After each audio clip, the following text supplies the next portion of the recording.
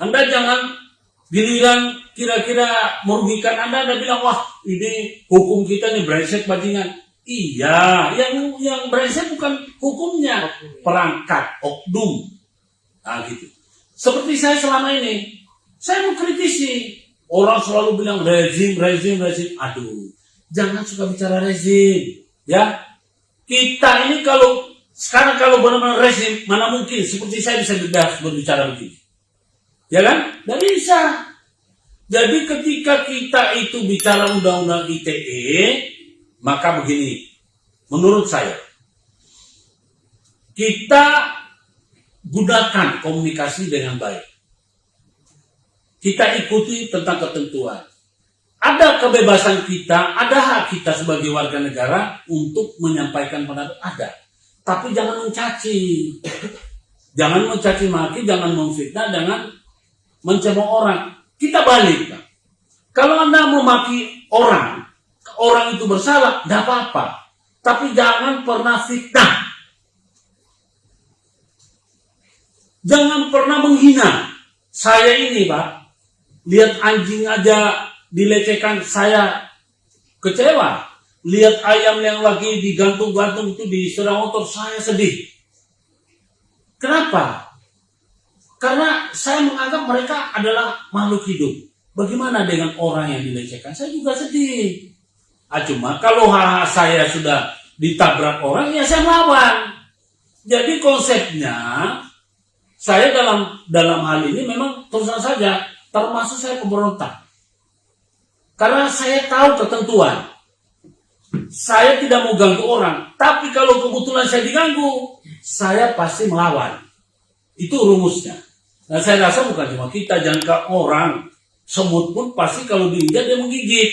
Nah, saya memang terus saja dalam rangka menjadi penggiat hukum pejuang kebenaran. Orang yang bekerja atau orang yang berkata jujur, kata-kata jujur itu tidak enak didengar. Ibaratnya pisau tajam. Tapi yang penting kan saya tidak pernah menghina orang, tidak pernah saya memfitnah. Karena kalau saya menghina atau memfitnah orang, gimana kalau saya balik juga ke diri saya? Itu selalu saya berpikir seperti itu. Jadi ada banyak orang, wah ini Pak Guntualin kalau ngomong kasar. Ya begini, kasarnya omongan saya itu pasti karena saya berkata jujur. Misalnya, saya bilang dungu, ya memang itu kata sifat dungu. Bodoh, memang kata sifat, orang itu bodoh. Ya, tolol, memang kata-kata itu kata tolol, memang gak enak kedengarannya. Tapi itu sebetulnya adalah sifat manusia. Tapi kalau ada manusia saya bilang anjing, itu sudah pelanggaran. Ya, anjing, binatang itu gak boleh. Kalau namanya orang ya orang, ada namanya. Tapi kalau kita sudah bilang bahwa dia ini binatang, setan, anjing, itu udah boleh itu. Itu namanya melecehkan. Tolong harus ingat, kita sebagai manusia biasa ciptaan Tuhan. Ketika kita melecehkan orang lain, sebetulnya bukan orang yang kita lecehkan, tapi Tuhan. Ya, karena Tuhan ini menciptakan manusia itu tidak dia lihat bahwa ini ganteng, ini cantik, ini tinggi, pokoknya nyawa. Nah, itu yang saya ingin sampaikan kepada kita. Mari kita belajar berkehidupan dengan baik. Nah, persoalan hukum ini kita harus pelajari, kita harus dalami. Jadi misalnya gini, ada memang yang saya beberapa waktunya saya sorot. Penegakan hukum ini adalah penegakan aturan. Yang menegakkan hukum ini adalah mereka yang termasuk merupakan aparatur negara, yang digaji negara dengan diberikan tunjangan, menggunakan uang rakyat.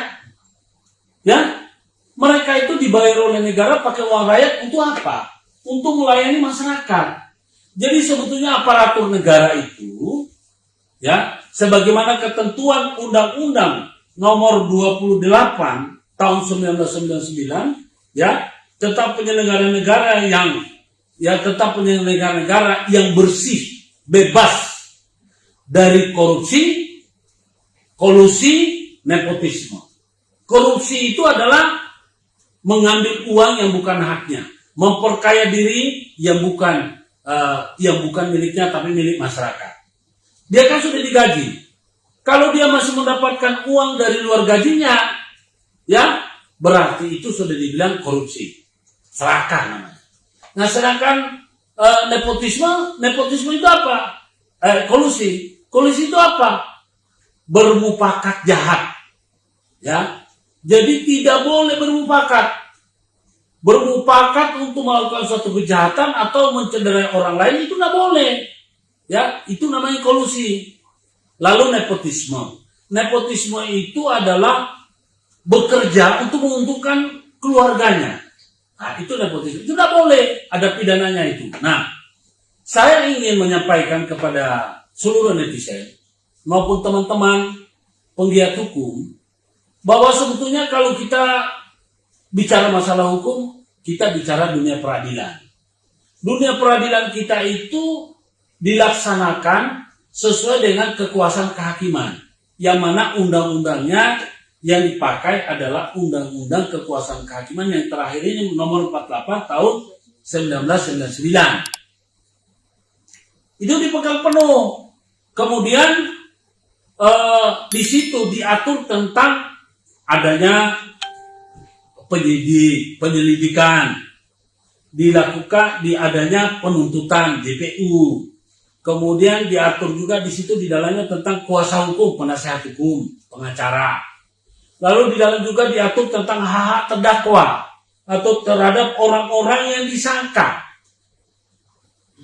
Tidak seorang pun yang boleh dibawa di muka persidangan apabila tidak ada undang-undang yang menentukan bahwa orang ini memang layak untuk dibawa ke persidangan. Nah, ini. Kemudian ada namanya Undang-Undang Nomor 8 Tahun 1981 tentang hukum acara. Nah, hukum acara itu mengatur tentang tata cara beracara atau tata cara berhukum secara formil. Ini yang perlu diketahui. Ada banyak memang sekarang ini yang janggal. Mestinya kalau penyidik melakukan tugas penyelidikan dan penyidikan, dia kan harus membawa ke jaksa, namanya JPU. JPU itu harus meneliti apakah ini cukup untuk dan ini layak merupakan suatu peristiwa pidana atau tidak.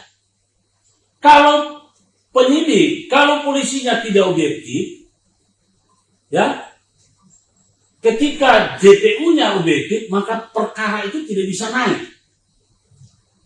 Dalam hal ini juga begitu. Pada waktu melapor di kepolisian itu atau satuan pelaporan di SPKT, satuan pelayanan terpadu, ya, jadi kepolisian. SPKT, Satuan Pelayanan Terpadu, Kepolisian Terpadu, ya, SPKT, Satuan Kepolisian SP, Satuan Pelayanan Kepolisian Terpadu.